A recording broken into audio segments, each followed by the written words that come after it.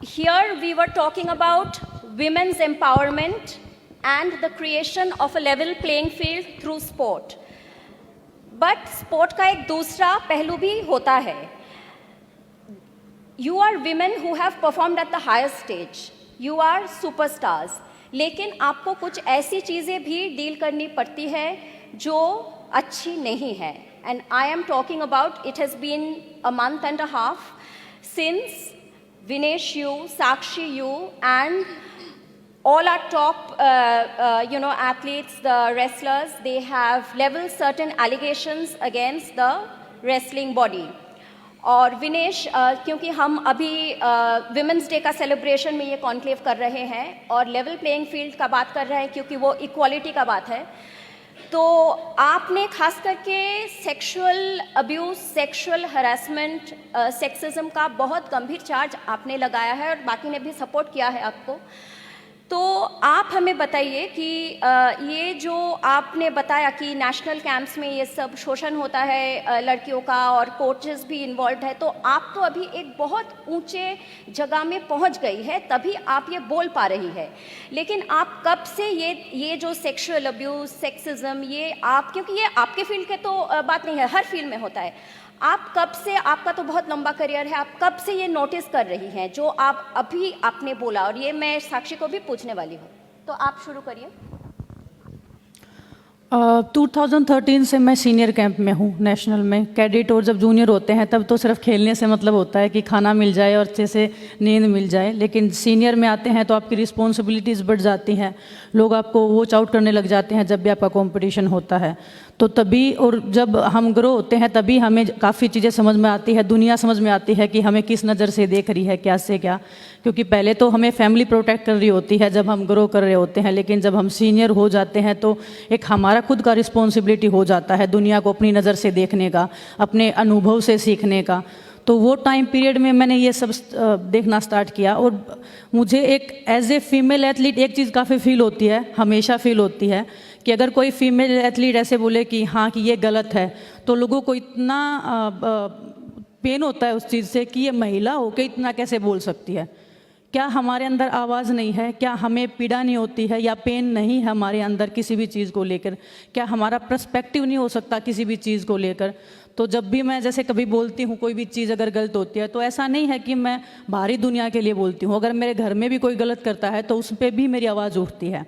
और वो मेरी फैमिली से ही आया है मुझे, क्योंकि मेरी मदर ने मेरे को ग्रो किया है. तो मेरी माँ जब भी कोई गलत करता, चाहे कितनी ही मुश्किल आए, ये पता है कि यहाँ पे कुछ भी हो सकता है लाइफ में. आपके 3 बच्चे हैं, उनको बाद में कौन देखभाल करेगा अगर आपको कुछ भी हो गया. लेकिन वो कभी डरी नहीं इस चीज़ से. उनको ये था कि नहीं, गलत है तो बोलना चाहिए. अगर हम नहीं बोलेंगे तो हमारे लिए कोई नहीं बोलेगा. आप भगवान से कितना ही प्रे कर लो, भगवान भी नहीं आएंगे जब तक आप खुद नहीं बोलोगे.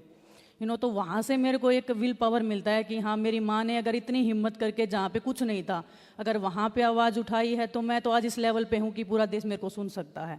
और काफ़ी साल लगे उस चीज़ को बाहर आने में या बोलने में. मैं आज भी अगर मैं आई हूँ तो अपना कैरियर दाव पे लगा के आई हूँ, अपनी जान हथेली पे लेके आई हूँ, क्योंकि जिस पर्सन से हमारा सामना है वो काफ़ी पॉलिटिकल स्ट्रॉन्ग है, पैसा उनके पास काफ़ी है, पावर में वो बैठे हैं. तो उनके सामने बोलना, और ओलंपिक्स आने वाले हैं, क्योंकि एज ए एथलीट आपका, क्योंकि देखिए हम एज ए रेसलर, मैंने बचपन से सिर्फ रेसलिंग सीखा है, ना मैंने पढ़ाई इतना अच्छे से किया है, ना कोई और दूसरे उस सोर्स में मैंने काम किया है कि हाँ मेरे पास बी ऑप्शन है. मेरे पास एक ही ऑप्शन है, रेसलिंग और रेसलिंग. सो रेसलिंग में अगर इतना सब गलत हो रहा है तो वो एक कि इस रेसलिंग ने हमें इतना कुछ दिया है. और जूनियर जो लड़कियां हैं वो हमारी तरफ आस की साइड देखती हैं कि ये एक उम्मीद बन जाते हैं हम, क्योंकि 1-2 मेडल हमारे आए हैं तो लोगों ने रिकॉग्नाइज़ किया है, उसको एक्सेप्ट किया कि हाँ हमने कुछ अच्छा किया है रेसलिंग फील्ड में.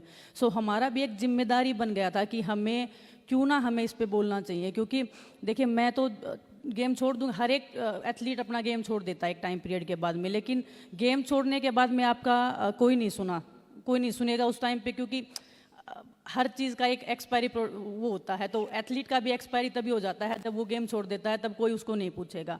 सो हमें ये पता था कि अगर हम अभी नहीं बोले तो फिर कभी नहीं बोलेंगे.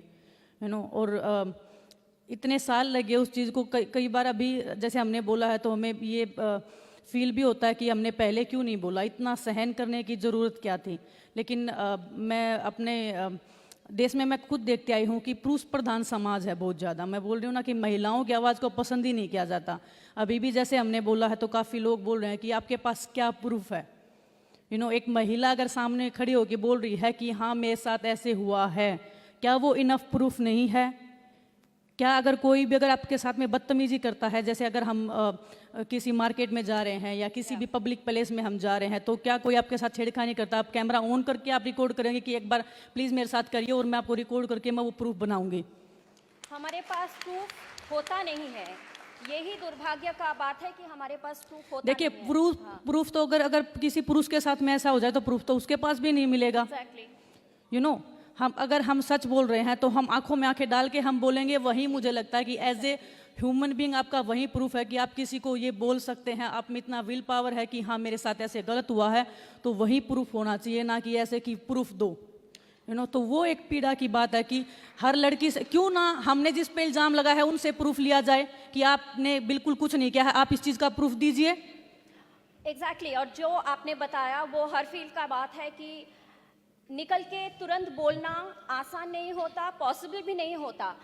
ये बिल्डअप होते होते होते एक जगह इंसान आ जाता है जब उसको बोलना पड़ता है। तो शायद आप साक्षी और जो दूसरे हैं, शायद वो जगह में आप पहुंच गए।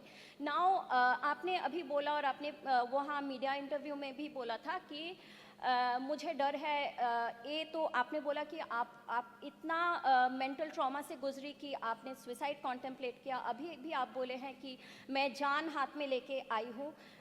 आपको क्या डर है? क्या आप सोचती है कि मैं इंडिया के लिए ओलंपिक्स में मुझे करने दिया जाएगा कम्पीट? आपका डर क्या है? What is your fear going forward now that you have taken this extreme step? And I'm going to ask the same to Sakshi. डर यही है कि हमारा रेसलिंग हमसे कोई छीन लेगा। टोक्यो ओलंपिक्स के बाद में जो मेरे साथ बिहेव किया गया, क्या मेरे से पूछा गया कि कमियां क्या रह गई हैं?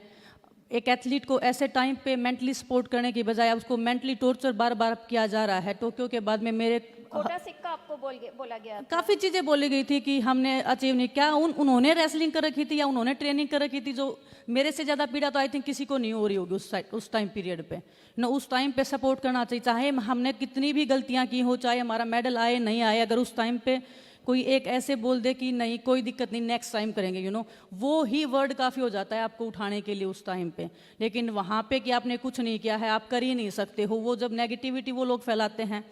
और आप बात कर रहे हैं कि क्यों आपने ये सब किया, तो टोक्यो के बाद में मेरे हस्बैंड के पास कॉल आते थे कि आप ऐसे कैसे बोल सकते हैं, आप मीडिया में मत बोलना, आप कुछ भी मत बोलना, नहीं तो आपको मरवा दिया जाएगा, आप कैंप में रहते हैं, इतना दूर रहते हैं घर से, ये हो जाएगा, फैमिली के साथ में ये हो जाएगा। तो एज ए एथलीट मैं आज इस लेवल पे हूँ कि पूरा देश मेरे को सुन सकता है, मेरी एक आवाज़ है।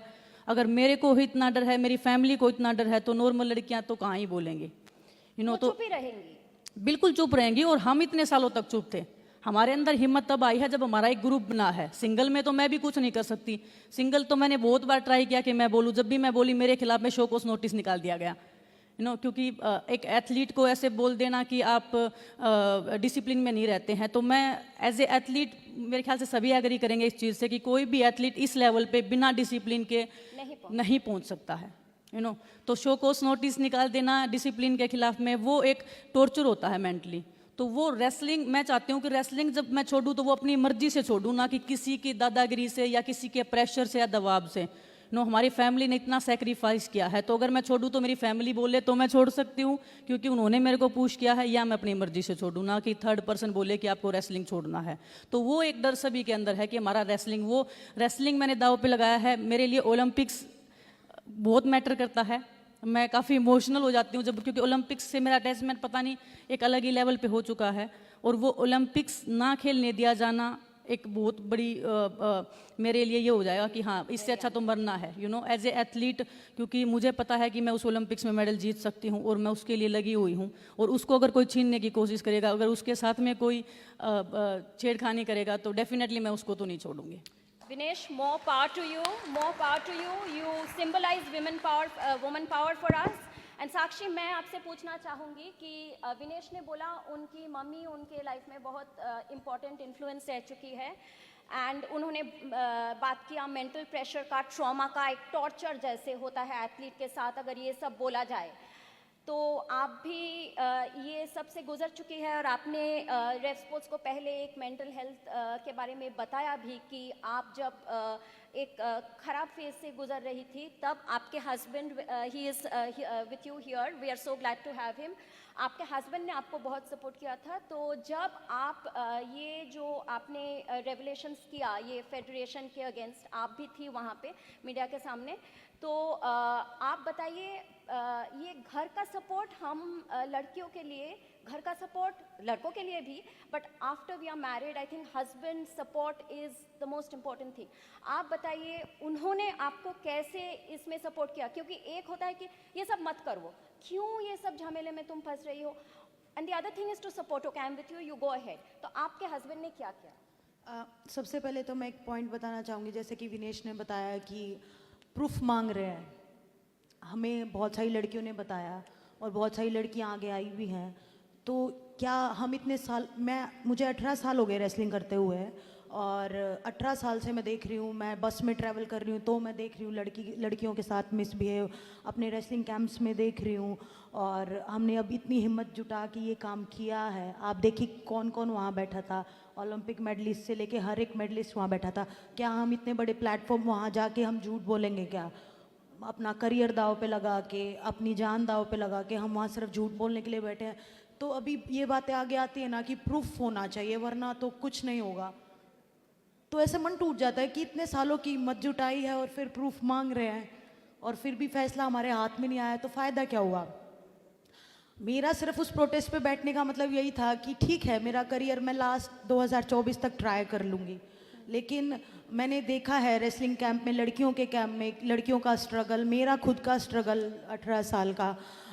ठीक है मैं तो चली जाऊंगी, मेरे को आज छुड़वा दो रेसलिंग, ठीक है मैं सब्र करके बैठ जाऊंगी, लेकिन जो आने वाली यंग रेसलर्स हैं, मेरा सिर्फ एक था कि मैं, जो मेरे साथ हुआ है, जो औरों के साथ हुआ है, वो आगे आने वाले रेसलर्स के साथ ना हो। तो उनके लिए हम बैठे थे कि फ्यूचर ब्राइट हमारा जो रेसलिंग एक ऐसा स्पोर्ट है कि मतलब लगातार ओलंपिक्स में मेडल आ रहे हैं, फिर भी हम बहुत पीछे हैं, हमारी पहचान बहुत पीछे है और गेम के कंपैरिजन में। तो बिल्कुल हमारा बैठने का मकसद यही था कि हमारी रेसलिंग आगे जाए और हमारे साथ भी बिल्कुल हर चीज़ में फेयर हो। और रही बात हस्बैंड की, तो हस्बैंड को पता है मेरा नेचर बहुत ही शांत और मैं ज़्यादा बोलती नहीं हूँ, तो उनको भी पता है पूरे इस के बारे में जो भी चल रहा है हमारी फेडरेशन में। तो उन्होंने एक बार भी नहीं सोचा, बोले गो अहेड, जा और बैठ, मैं तेरे साथ खड़ा हूँ। हाँ, क्योंकि वो समझ सकते हैं, क्योंकि वो खुद एक रेसलर हैं, एक लड़की रेसलर को, सबको वो समझ सकते हैं कि कितनी स्ट्रगल, कितनी इतने सालों की मेहनत के बाद एक मेडल आता है और फिर ऊपर से उसका भी कुछ नहीं मिलता है, ऊपर से और टॉर्चर अलग। तो उन्होंने इतना सपोर्ट किया, टिल शादी से पहले भी हमारी बातचीत थी और अभी तक वो इतना सपोर्ट करते हैं हर चीज़ में कि जो तू करना चाहती है खुल के करो। जो इस प्रोटेस्ट में वो आज हमारे साथ खड़े हैं और बस कैसे भी हो ये लड़ाई हमको जीतनी है, क्योंकि अब वही, मुझे तो यही बात बहुत पिंच करती है कि प्रूफ लाओ वरना तुम गलत साबित हो जाओगे।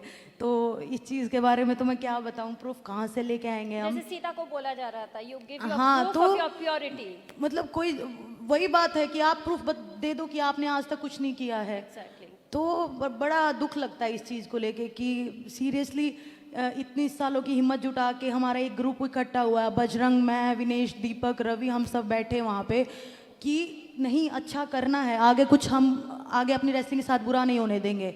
फिर भी अगर नहीं सुना जाएगा तो ये कोई फेयर चांस नहीं, फिर फ़ायदा क्या हुआ हम इतने बड़े मेडलिस्ट का वहाँ प्रोटेस्ट पे बोलने का। एग्जैक्टली। सो यू नो साक्षी, मैं इस पे सॉरी एक बात बोलना चाहूँगी। हमारे लिए एक प्लस पॉइंट ये है कि जो मेल रेसलर जो हमारे साथ बैठे हैं वो हमारी ताकत है।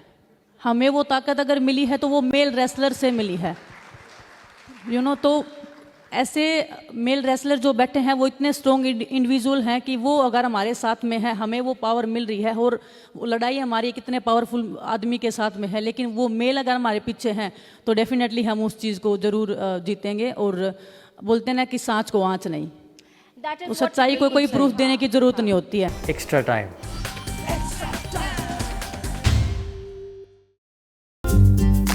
লেটেস্ট নিউজ আর এক্সক্লুসিভ ভিডিওর সঙ্গে আপডেট থাকতে এখনই সাবস্ক্রাইব করুন আমাদের ইউটিউব চ্যানেল। বেল আইকনে ক্লিক করতে ভুলবেন না যেন।